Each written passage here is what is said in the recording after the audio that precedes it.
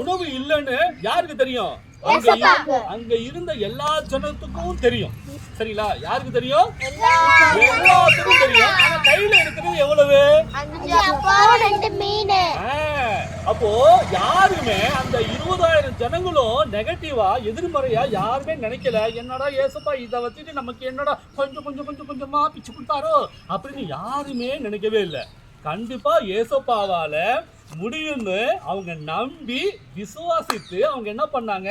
சீசர்கள் சொல்றத அப்படியே கேட்டாங்க. சொல்லுங்க, எந்த ஒவ்வொரு லைனா 50 பேரா? சொல்லுங்க, ஒவ்வொரு லைனா 50 பேரா எல்லாம் உட்கார்ந்தாங்க. ஏன்னா 3 நாளா ஏசப்பாவுடைய வார்த்தையை கேட்டவங்களுக்கு இந்த அற்புதம் ஏசப்பாவால செய்ய முடியுன்றதை நம்பாம இருப்பாங்களா?